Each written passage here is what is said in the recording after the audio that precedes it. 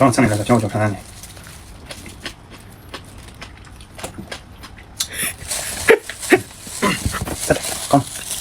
ဟယ်လိုအားလုံးမင်္ဂလာပါခင်ဗျာဒီနေ့တော့ကျွန်တော်မောင်ထွန်းကိုကည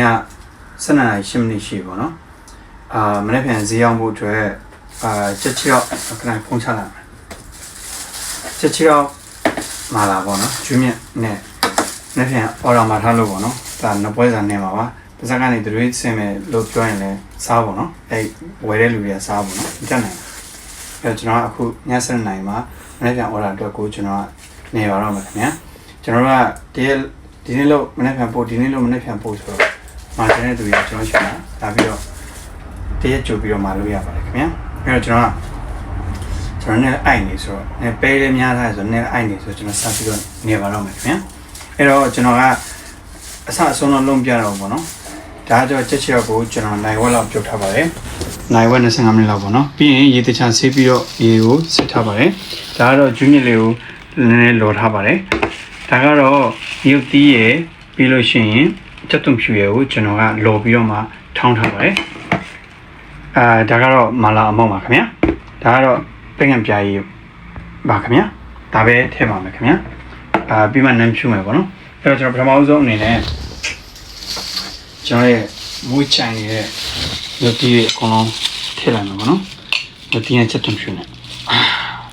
တေးတော့ကြာတယ်မွေးလိုက်โอเคပြီးတာနဲ့ကျွန်တော်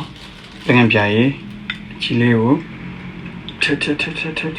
လိုက်ပါခင်ဗျာယောအဆုံးစနေချမ်းနေပါတော့ပြန်ပြန်ခဏများတော့ကဲတော့ဖြစ်နေတယ်ပြန်ပြန်လည်းပဲနဲ့ထွက်ပြန်ပြန်မာလာအမောက်ထည့်ပါခင်ဗျာ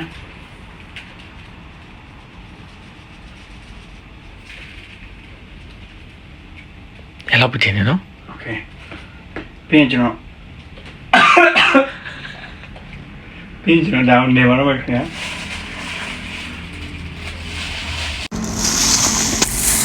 ကျွန်တော်ရဲ့ချက်ချောမာလာထုံမွေးဆက်ဒီတော့စနေပါခင်ဗျာကျွန်တော်နေနေပါခင်ဗျာ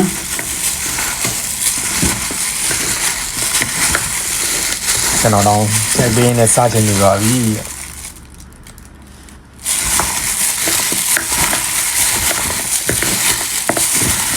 မွေးချမ်းနေလန်းစမ်းပဲဒီဆွမ်းမာလာမို့ဆွမ်းပေါ့နော်လော